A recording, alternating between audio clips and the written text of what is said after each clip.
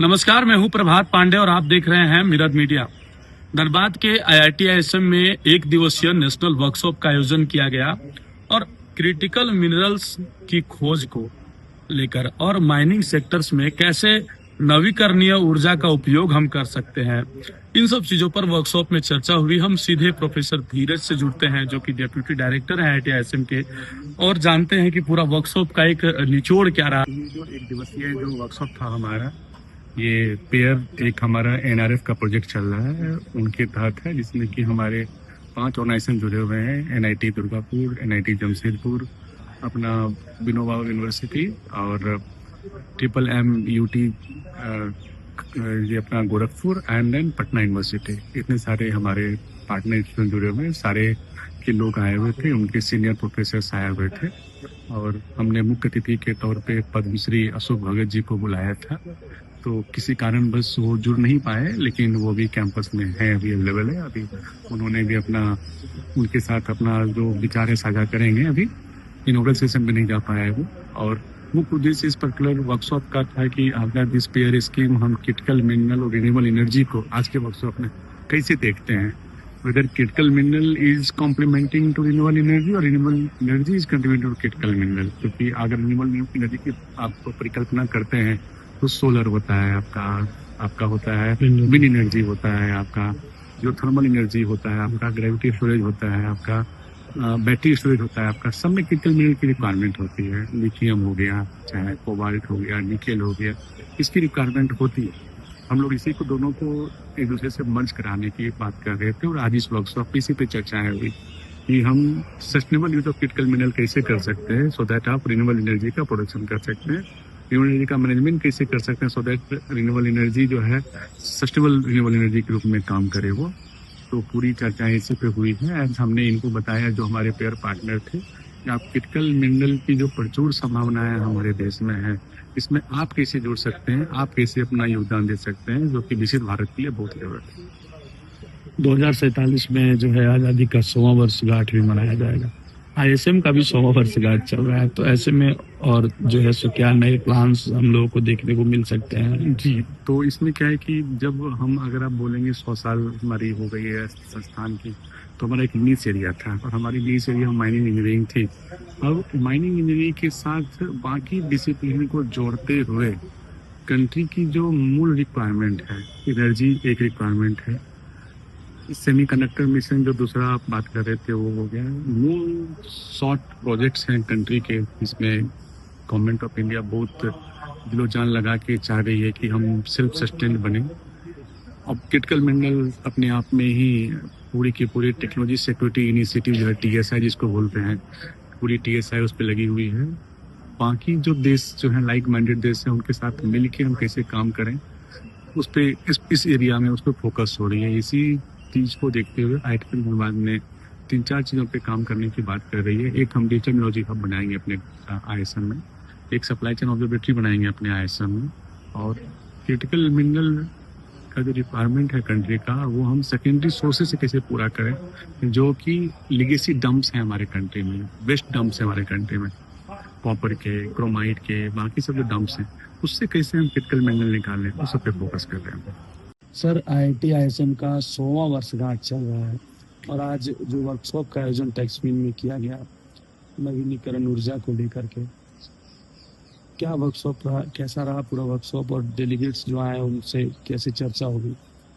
देखिए, ये जो वर्कशॉप हुआ वो रिन्यूएबल एनर्जी, क्रिटिकल मिनरल, इसका रोल है विकसित भारत को अचीव करने के लिए क्या है, इसके ऊपर डिस्कशन हुआ।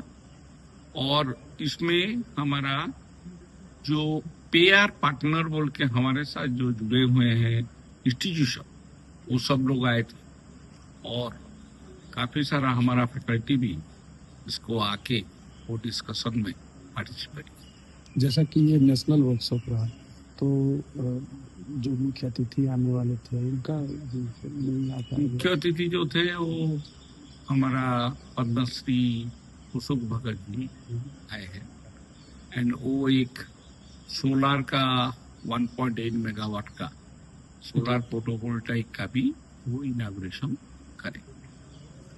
सर आज़ादी का भी 100वां वर्षगांठ होने वाला है। जैसा कि आपने लोगों को वहाँ बताया कि कितना जो है आवश्यक है देश को विकसित बनाना, और उसमें जो युवाओं का अहम रोल होता है, तो युवाओं के लिए क्या संदेश रहेगा? देखिए, कोई भी कंट्री में युवाओं का रोल बहुत इम्पोर्टेंट होता है, क्योंकि युवा पीढ़ी ही इनोवेशन, इन्वेंशन करके कंट्री को आगे ले। इसीलिए स्पेशली मैं बोलूंगा IIT ISM धनबाद में जो युवक अभी अवेलेबल है, जो हमारा स्टूडेंट्स है, वो सब हमारा यूथ है, एंड उनको लेके इनोवेशन और इन्वेंशन हम करें।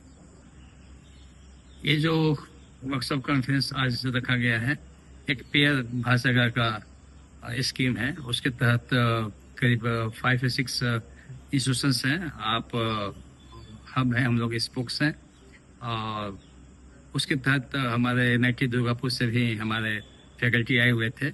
और क्रिटिकल मिनरल्स जो गवर्नमेंट ऑफ इंडिया काफ़ी इस पर इम्फेसिस जोर दे रही है, इसलिए कि जो क्रिटिकल मिनरल्स कहीं मिलते नहीं हैं, उसको वेस्ट से, जैसे कि कोल से जो वेस्ट निकलता है, उसमें जो छिपा हुआ है उसको कैसे उसमें से निकाल सकते हैं जी। उसमें जो काफ़ी उपयोगी है। तो इसके ऊपर ये प्रोजेक्ट यहाँ पर चल रहा है, उस पर काफ़ी डिस्कशन हुआ।